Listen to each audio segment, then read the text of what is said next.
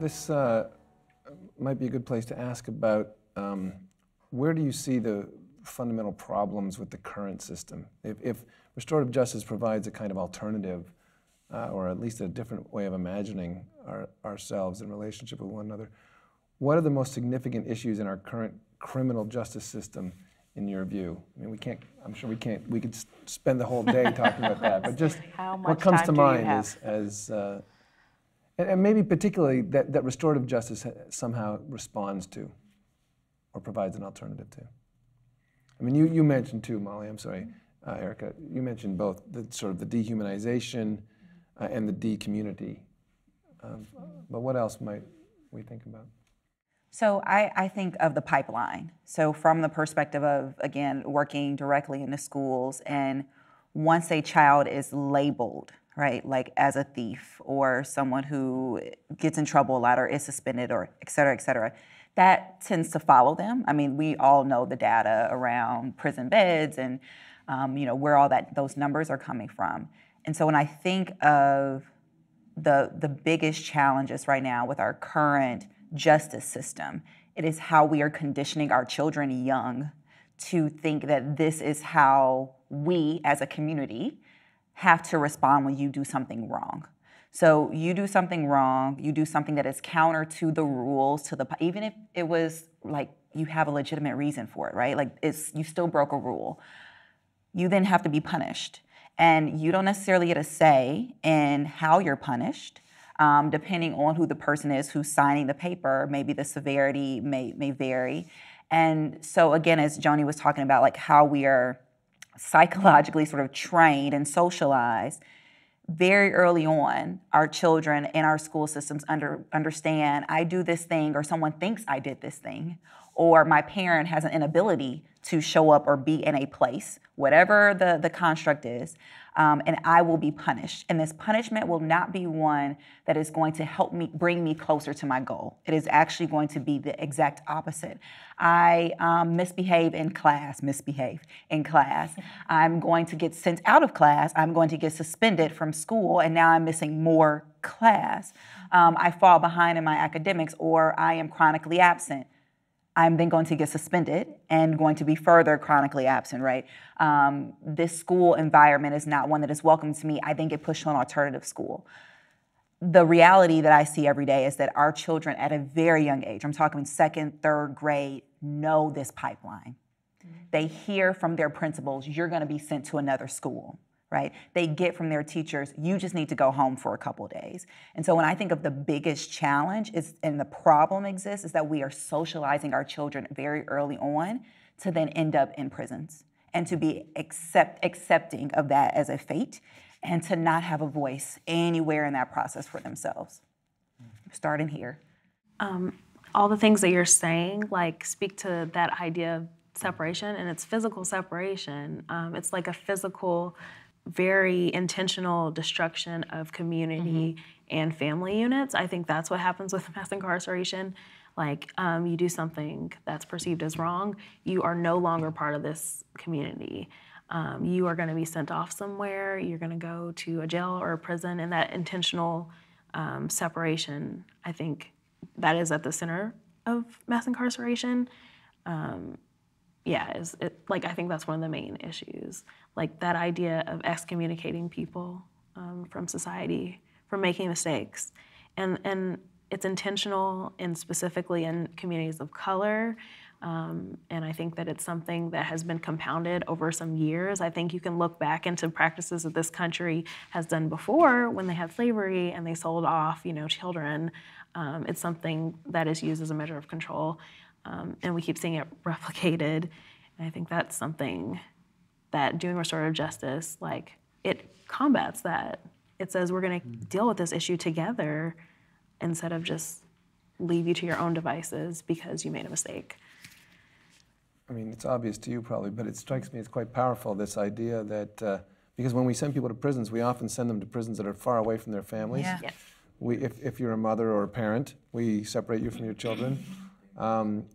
So that and then the prison intensified is solitary confinement. So I mean, it's almost like, it seems like that's the logic of it, right? Which is precisely to to cut you off from all of your connections, even when the people that want to be connected to you don't want that.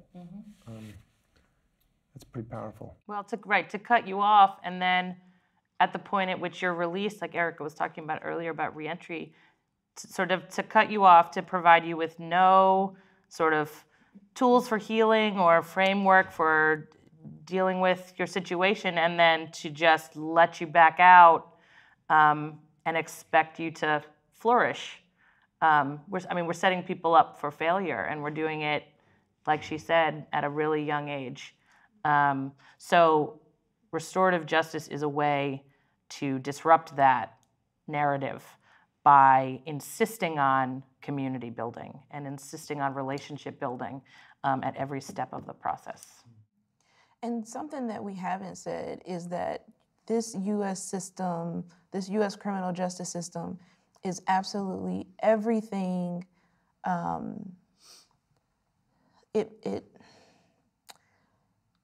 Anything that is not white, man, cis, is a target. So if you are not a white, cis man, then you are a target of this system. It is very biased against people of color. It is especially very biased against Black men.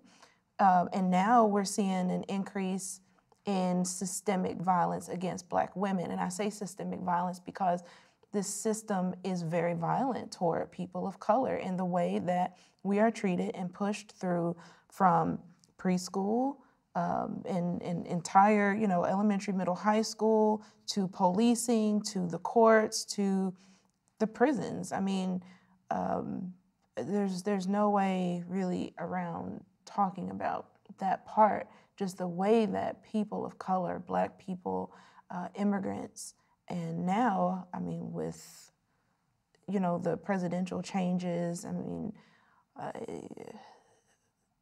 you're just not, almost nobody is safe unless you are a white, cis man in this country. That is an issue.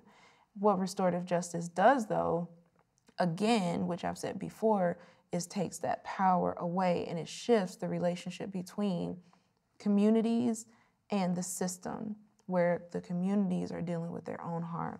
And there is no power imbalance, but that everyone is on the same plane, repairing the harm, healing the communities. And if there is a power shift, then it is power given more to the community and taken away from the systems that oppress us. So, Joni, you talked about, again, going back to this abolitionist idea, that if this system that Rashida just described, I think Erica and Molly described it too, is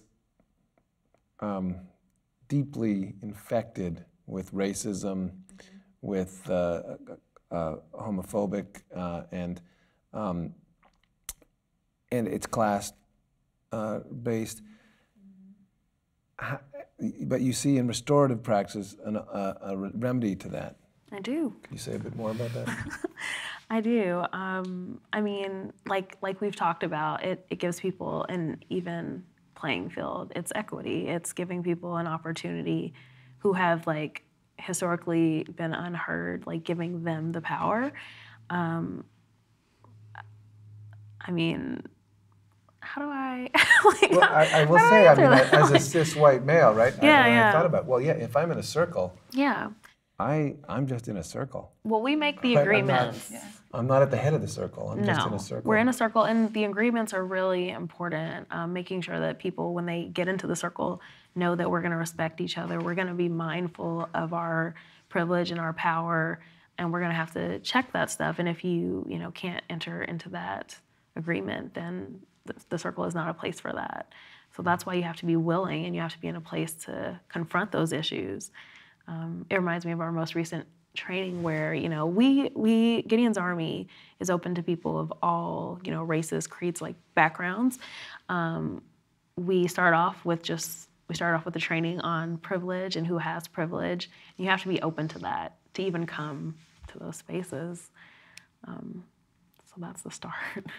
I think about populations that have historically been voiceless, right? And so in like juxtaposing this system that Rashida just sort of talked through, if I am thinking of the teenage Black males in this city who I have a heart for, who will tell me very directly, Miss Erica, it doesn't matter because I'm gonna end up in jail, right? Or it doesn't matter what I say, they're not gonna believe me. The thing that is transformative to me about restorative justice is that sometimes that is the very first table that they have been at and had power. And it has been inherent to a process. It was not handed to you. It is something that you naturally come to the table with because you are a human being and we respect you as a human being. And in that space, it doesn't matter if I'm young, Black, poor, gay, female, it doesn't matter. At this table, I get to have an equal voice. And so in thinking about how we disrupt the system, that restorative process has been sometimes the first exercise of power for many of marginalized populations. And in that, it's not something that can then be easily stripped. I know it exists. When I've been fed through a school system, when I've been fed through a juvenile justice system, when I've been fed through a prison system, that I never had a chance to speak up for myself. You asked me if I was guilty.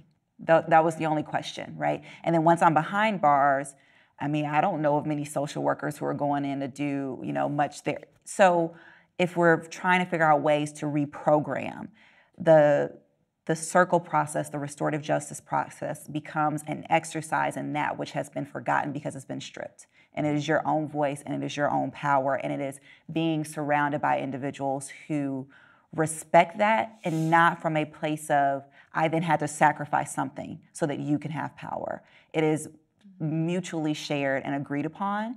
And so when I think of how do we disrupt all that is, some of it has to do with I walk away, my young Black males walk away, hearing themselves and owning their power in a very different way than they were able to before they came to that circle sometimes. In talking about, restorative justice and what it can do, I just quickly want to talk about the harm that can be caused if restorative justice is not implemented well, because I think it's really crucial that the restorative justice is grassroots, that it is not a top-down implemented program, that it's not just this. What do you mean when you say grassroots? Thank you, because I didn't mean to say that. Grassroots meaning that the people who are affected by an issue are leading the change. And so as opposed to, the district attorney and police chief and, this group of people at the top of the system implementing restorative justice diversions or programs, that it's the community that is calling for this change. That's really important for a lot of reasons. One is for self and community empowerment, but then also it's important because you have coupling, which is, let's say it starts out right, but then it ends up going back and looking just like the system, but with the restorative justice title to it. And so being very critical of what is being done. Is this actually restorative? Does it follow certain restorative guidelines? But also, is it a community-based initiative with people who are affected at the table, leading the development of, these creative programs that are coming from the philosophy of restorative justice? And demanding something different. There is power, and we've been working to figure out how systems folks, what is the role there in thinking about restorative justice and especially juvenile diversion, et cetera. The jury's still out. But there is a different level of, I think, investment and accountability when the community is the one seeking something different. That it's not how do we, sort of shift a few things, change a few widgets out, like Joni was talking about earlier, but it really is this understanding from the community itself that this does not work. And because this does not work, we need to replace it with a system that not only is reflective of our values, but that we actually are the ones who are actively engaging and seeking the healing for our own community. Do you think it's possible to do restorative practices in a place where the system itself is doing the harm?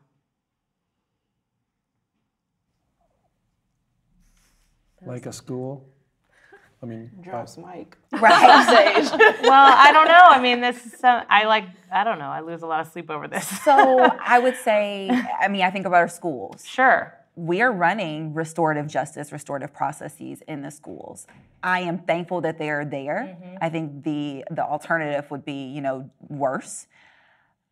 How far does it take you when you see the harm coming down from when it is the principal, right, who is actually anti of this type of system? When you see your dean of students actually providing some more, punitive punishments for students, et cetera. I think it diminishes the value of something that should be community-based, and therefore, as Joni was talking about, sort of the mindset, I see that it doesn't have the staying power. I want to be hopeful that there were enough nuggets that were planted during the restorative process that our young people can carry that with them. When I think of what that can then snowball into, I see, it's that hope on a tightrope. Like, we're thinking about ways that it could work, but it's probably going to fail. What y'all are saying, I feel like right now is the case for abolition. Like that question of, oh my God, if we introduce, certain practices, is that enough? And like that question in itself, I feel like the answer is no. I feel like if you have a system that isn't working, the system needs to be like completely dismantled and restructured, especially if you see consistently it's harming our people, our communities of colors, our children. I think that's the answer. And I've been spreading that to people and engaging people in those conversations because people are like, this is the only way it's ever been. This is all I see. This is all I see in the media. My movies are glorifying police officers. Like, what are you gonna do instead? Like, people don't have that in their mind. And I think that's where I was a few years ago with the reform conversation. But I think people need to, I think empowerment is huge, and just having people realize like it's up to us to imagine a better world, and we have the power to make that a reality. So that's. And I think most of y'all know what I would say. But not everybody. So say it. Share it with the people. Share it with the people, Rashida. I will say an emphatic no. Which I really want to say, no, absolutely not. And I feel like that is one of the reasons why it's so important for a restorative justice movement to be grassroots and not top down, because the system is going to continue to do what it does. It is going to continue to oppress and just make it look pretty. Oppress with a pretty title, oppress with a pretty name. So, okay, that's one thing. They're going to keep doing what they always been doing because that's what the system is designed to do. For example, high schoolers can work at McDonald's. Why? Because they have a system. It functions exactly the way it's supposed to do. So you can take out this high schooler, you can put in this high schooler, and the system will continue to function the way that it's supposed to function. That is how the courts, policing, schools are all set up. It doesn't matter if you take out a bad person, put a good person in, the system is going to continue to do what it is supposed to do. It doesn't matter if you implement a great program and take out a bad program, it's going to continue to do what it's supposed to do. But if you have a system that is continually harming people, for example, constitutionally, we are innocent until proven guilty, and yet you have hundreds of thousands of people within just a city who sit in jail because they cannot afford to post bond. You have police systems that aggressively, they beat and they shoot Black people. You got folks standing there with their hands up who are still brutally shot dead in the middle of the street. And these people want to bring, and these people, police, these people, the courts, these people, the schools that continually harm and oppress communities want to take those same communities and say, you've created a harm. We want you to sit at this table and repair the harm while we continue to abuse you. What does that look like? It is absolutely unacceptable. Now, restorative justice can be implemented parallel to a movement to restructure the system. I think that is probably the most powerful thing that you can do, to say, no, we are not accepting the way that you do things. We are not accepting this abusive behavior from the system itself. We are not taking the way the system functions, like you said, dismantling one step at a time while you are implementing something else. And I mean, even research shows that if you have, like, if you're doing something, you have high levels of pressure, but with high levels of support, that's when you see the greatest change. So Gideon's Army, we are always high levels of pressure upon the system to change, but then support and ideas and innovative ways to change the system. Yes. That was one heck of a question.